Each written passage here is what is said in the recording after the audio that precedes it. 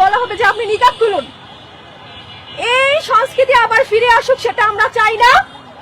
BNP যাতে নিকাবীদের নির্যাতনের পথ আবার নতুন করে তৈরি করে না দেয়, এটার আমার বিএনপির প্রতি আহ্বান থাকবে।